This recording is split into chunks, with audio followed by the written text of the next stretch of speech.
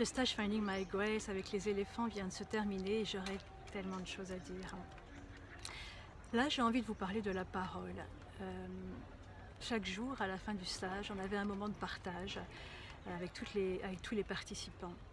Et du début jusqu'à la fin, pendant ces moments de partage, la parole a été tellement sacrée, belle, pure et sincère que d'abord je voulais remercier tous les participants de nous avoir offert tout ça chaque jour.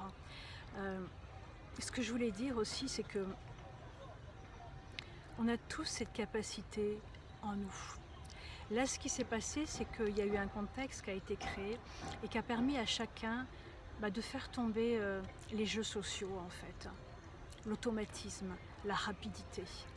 Et on est rentré dans plus de lenteur, plus de connexion avec soi, plus de vérité, plus d'autorisation et un encouragement à prendre le temps et à se dire.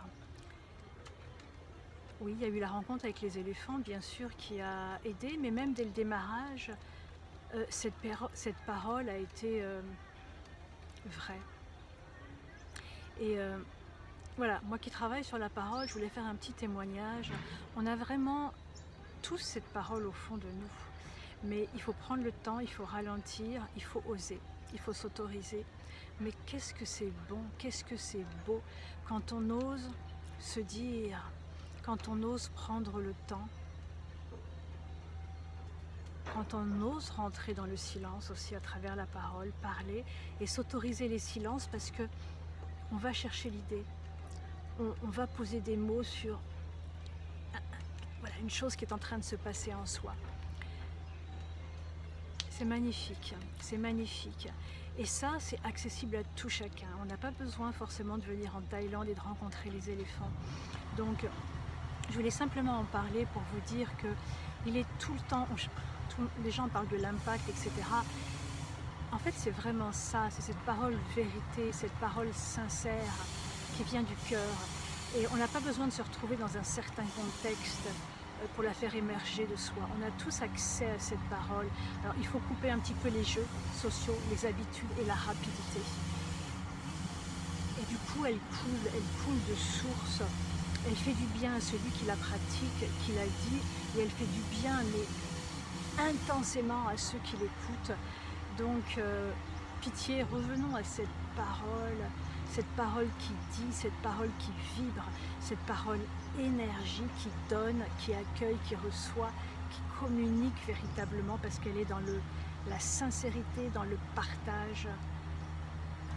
Il n'y a rien de plus beau que ça. Toutes les personnes qui étaient présentes au stage ont pratiqué cette parole naturellement, mais que c'était beau. Chacun s'est autorisé à dire, à aller fouiller plus en lui, dans ses profondeurs, ce qui faisait sens et ce qui était vrai pour lui en le livrant. Et parfois il y avait des choses pas simples qui ont été communiquées, mais que c'était beau. Et là la vie, elle s'intensifie.